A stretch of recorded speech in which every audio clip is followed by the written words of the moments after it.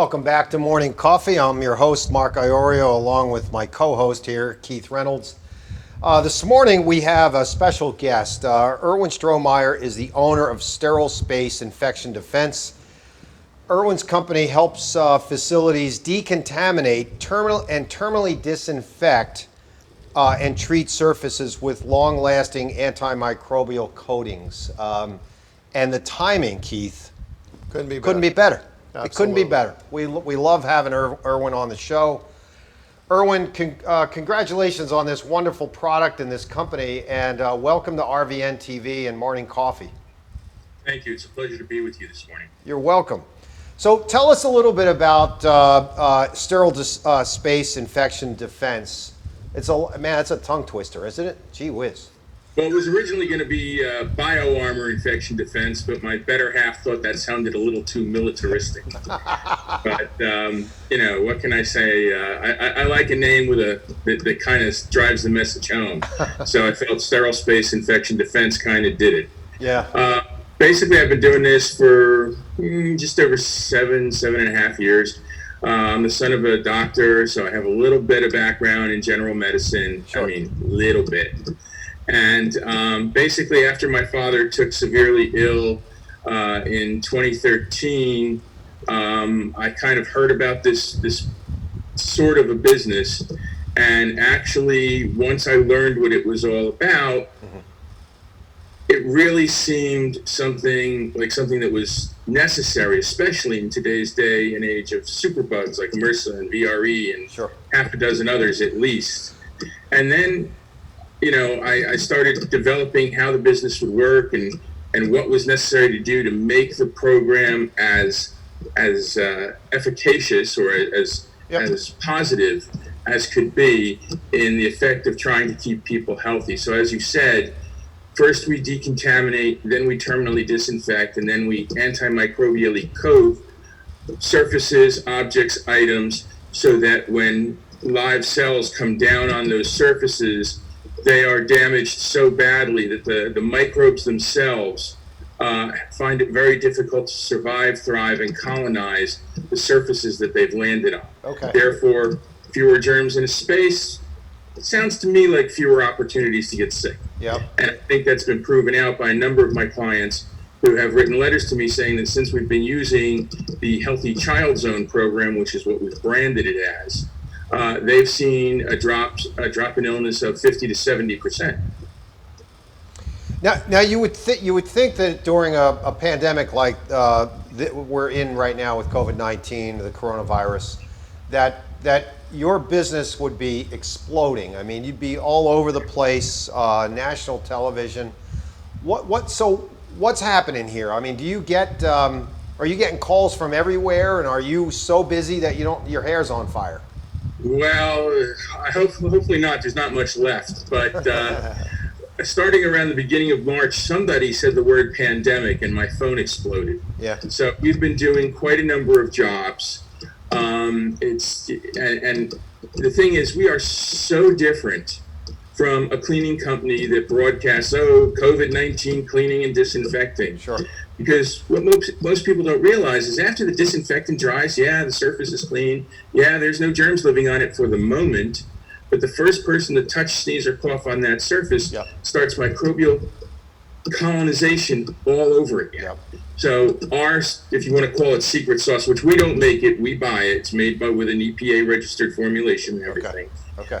The product we use is an antimicrobial coating that bonds to surfaces with a covalent bond, which means it can't be washed off unless you use something like soft scrub and a green scrubby pad. Okay. But other than that, as long as you wipe the surfaces and keep them clean, the coating's available to be there so that when the microbes come down on the surface, they are damaged in such a way that they really don't have a good opportunity of survival. So that's the key thing. It's sort of kind of, and in essence, like an immune system for an inanimate object, a non-living object. Because what happens is the coating, if you could see it on a microscopic level, looks like zillions and zillions of little swords sticking up off the surface. And when a microbe comes down on that surface, it's impaled and then there's an electrical charge that's discharged into it because the coating has a charge, and that damages the internal workings of the microbes so badly that it really does not have a very high opportunity of survival, and therefore to propagate and colonize the surface. Makes sense. So Irwin, I'm going to ask the million-dollar question here, because I know everybody watching is asking the same thing or thinking the same thing. How long does that last when you come in and do a treatment? According to the manufacturer of the coating, it should last on a surface, an unmolested surface, for up to 10 years. The only unmolested surface I know of is the ceiling, and I don't see many people on the ceiling these days. But we warranty it to last on a surface for up to a year. Okay. And we offer the service once a year as a standard operating protocol to come in, decontaminate, disinfect, and reapply the antimicrobial coating. And so far, our clients are loving the results. So are you typically going direct to clients or companies and organizations, Irwin, or do you go through large cleaning companies? You mentioned cleaning companies earlier, commercial cleaning companies or residential cleaning companies, or are you guys just going direct?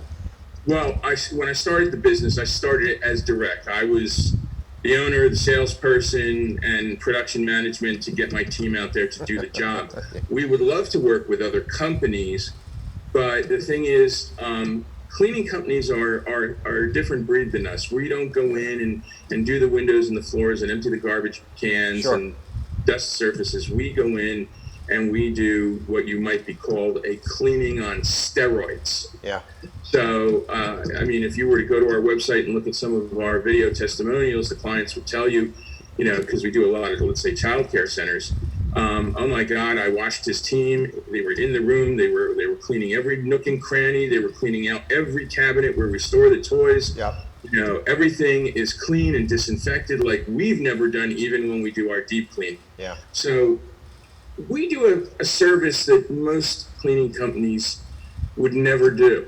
Most cleaning companies, and I'm not saying it's good or bad, but most cleaning companies spray, wipe, and if necessary, spray a disinfectant, and they're out the door after they've, vacuumed and emptied the garbage cans and put new liners in and stuff like that. We go after the germs. Yeah. So, Irwin, I got to ask this question. So when you're talking about applying this, this application, is it like a, how you get rid of fleas where you just, you fog it in the room, or you have to apply this to every surface in a room? Well, when we do a service for somebody, when it comes time to apply the antimicrobial, we use specialized equipment called electrostatic sprayers, so that when we spray items that we've either laid out to be spray coated, or things like chairs which are out to be spray coated, okay, that type of a device, when it fires the mist, it's got a charge to it, so it envelops an object over, around, under, and through. So like a chair we could fire it at the side of the chair from a distance of about 8 feet, and it will completely coat over, under, around, and through on that chair, as long as the surfaces are virgin clean. That's why we offer our decontamination service. Okay. Because if you spray it onto something that's got dried juice on it or dried whatever on it, it can easily be removed by the next person who comes by with a spray bottle and a rag, because it has not bonded to the virgin material of that surface. Okay. Gotcha. Okay. Is this a is it a patented product, Irwin? Is it? Okay. It's patented by its manufacturer. It was originally developed by Dow Corning about 50 years ago. Okay. And the antimicrobial is used by other big companies like Under Armour and Nike and oodles of others to impregnate their raw materials before they make their product, which is why, if you remember from when you were a kid, you took your sneakers off, they smelled really bad. That was all the bacteria from the sweat degrading, okay? Mm-hmm. And the thing is, when you apply the coating to all the raw materials, the bacteria doesn't have an opportunity to survive. And therefore, there is far less, shall we say, off-gas. Yeah. You know what? Very. My kids always said my feet stunk. Now they don't. That's funny you said that, Irwin. So, Well, to be borderline crude about it, it was explained to me like this: microbes are living organisms. Right. And just like us, they need to eat, they need to have a good environment and within which to flourish. But from the eating end of things, whatever they consume, they have to get rid of, just like us. And sometimes it's a gaseous expulsion. Right. Or basically bacteria farts. Yeah, I know. It's definitely not the nicest thought, but that's how it was explained to me. You know what, Irwin? I mean, honestly, I'm a wash my hands freak anyway. And my kids know that they hate it. But you know what's funny is, you said March, your phone rings. And to me, your phone should have been ringing since the day you opened, because I think this pandemic is a wake-up call, because whoever said that 5-second rule or 30-second rule when you drop something on the floor, right. I never believed in that. You know what I mean? So, people should, and you think about it, we're washing our hands and touching everything. I'm sure like the floors that you spray, my God, we walk on everything. Yep. Yeah, exactly. So, let me share a couple of facts with you, which you'll definitely, I can't see you guys on screen at the moment, but if you're starting to go gray, this will probably finish the job, which is, according to the, I believe it was the American Carpet Cleaning Association and a few other sources on the internet, the average square inch of carpeting, home carpeting, has over 200,000 live bacteria per square inch. Now, most that doesn't surprise me. Until the pandemic, people were like, "Oh no, we don't need a service like this. We follow state mandated cleaning guidelines and all that, and blah blah blah." And it's good for kids to get exposed to germs, which there's a lot of truth to that. But the truth today is that unlike 40 years ago, unlike 40 years ago, when you just about had to dive into a septic tank to get sick. Okay, nowadays germs are hunting our good health because they know that a lot of the medications that we have are useless against them, because that's why they've become superbugs. Yeah. And the thing is that prior to this pandemic, prior to the pandemic, most people with germs, and this is just human nature, out of sight is out of mind. And considering you can't see them, it's okay, if it looks dirty, we'll spray it, we'll wipe it, we'll clean it. But a lot of people never thought of germs. And this pandemic has definitely brought germs to the forefront of people's minds. And I have gotten calls from people who I gave proposals to 5 and 6 years ago who were like, can you still honor that price from back then? And I'm like, I don't think so. Everything goes up normally, and then with this, all raw materials have gone up. Equipment is almost impossible to find. Yeah. Okay, because it was, as soon as somebody said pandemic, the market was literally sucked dry of materials. So Irwin, what advice or tips or counsel can you give to people out there? Keith and I are sitting here. When you walk into the studio, it's 5,000 square feet. We have a series of protocols that you have to honor as you walk through the door. Everything's wiped down. Our microphones are wiped down. People are standing or 6 feet apart. We wear masks into the studio. What tips can you give our audience to prevent some of this exchange of bacteria from surface to person or person to person or whatever? Okay, well, surface to person, there's actually a specific name for that. It's called cross-contamination infection, which means, let's say you go into the break room and you handle the coffee pot and you pour yourself a cup of coffee, you open the refrigerator door to get whatever. Okay, you've touched the table and chairs there. Whatever germs were on your hands are now on those surfaces. So the next person, your colleague or coworker who comes in and touches those same surfaces, your germs, which you transferred to those handles, are now transferred from those handles onto their hands. Okay? Then the way we get sick most often is we either touch our mouth, our nose, or our eyes. And these are 3 what they call mucosal surfaces, which is what a a microbe needs to get onto. It needs a friendly surface, warmth, moisture, and a food source. And all four of those are here, here, and here. Okay? Yep. A lot of people think, oh, in the conference room, we think Jenny had the flu. She sneezed and coughed during the whole meeting, and that's why 8 other people got sick. No, that's not the reason 8 other people got sick. Maybe 1 or 2 got sick that way. But the others, from her touching the conference table or touching the door handle to get into the conference room or handling the water pitcher, Yep. and somebody else did, and then they went like that. That's how we get sick most often. Got it. So the tips would be wash your hands frequently and please use soap. Okay, it's critical. Yeah. Also, wash up above your wrists. It's important. Interlock your fingers, all that. Very good. 2, wear a mask when you're around other people. And by the way, there was just a report put out in Infection Control today that there was a study done of numerous types of masks, and these pull up, what they call gaiters, which are like a tube sock over your neck, that you pull up, are virtually useless, right along with things like bandanas I read tied that. around your face. I saw that too. That was great when we were kids and playing cowboys and Indians, but it doesn't do jack today. So wear a good mask, wash your hands, be careful of what surfaces you touch. You can open push doors with your elbow. You can open pull handles with this part of your wrist because you're not going to be going like this.